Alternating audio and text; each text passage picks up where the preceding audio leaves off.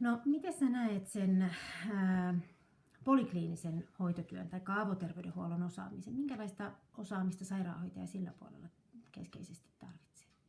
No siellähän on myös niin potilaiden kirjo tavallaan niin kuin näkyvissä, kun tulee kaiken ikäisiä ja kaikenlaisien sairauksien kanssa. Ja ajattelen, että siinä pitäisi siihen terveyden edistämiseen enemmänkin niin kuin panostaa ja siihen tavallaan, että kun aika paljon nyt niin kuin me otetaan hoitajina ehkä vastuu pois niiltä ihmisiltä siitä omasta terveydestään niin kuin huolehtimisessa, että jotenkin, että miten me löydettäisiin keinoja niin kuin palauttaa sitä vastuuta myöskin niin kuin niille ihmisille itselleen.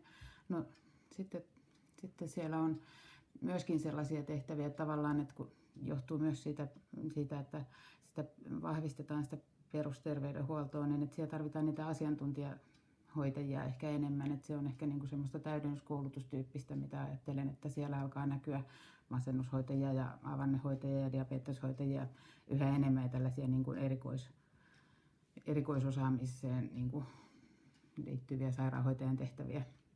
Ja sitten siellähän on kauhean tärkeää se hoidon tarpeen arviointi ja siihen liittyvät asiat, että kun monta kertaa niitä sitten tehdään puhelimessa sitä potilasta näkemättä sitä arvioida, että mitä tässä pitää tehdä, pitääkö tulla vai riittääkö puheliноhjaus vai tullaanko lääkärille vai hoitajalle vai mitä, niin se vaatii aika lailla myös sitä semmoista, että tietää niin kuin mistä sitä osaa kysyä ne oikeat kysymykset ja osaa löytää kaivaa sen tarvittavan tiedon siltä ihmiseltä, niin se vaatii myös sellaista niin kuin monialaista osaamista ja sitä että mistä niin kuin hakee esimerkiksi käypähoitosuositukset, että konehan siinä on koko ajan vieressä. Kaikesta ei voi millään tietää kaikkea, niin ne tiedonhakutaidot korostuu myöskin siinä aika lailla.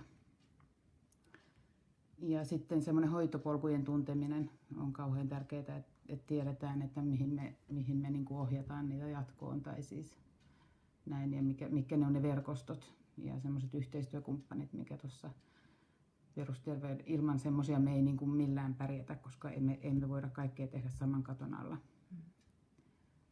Niin kuin tämä on niin sirpaloitunut tämä niin kuin tämä terveydenhoito tavallaan nykyään.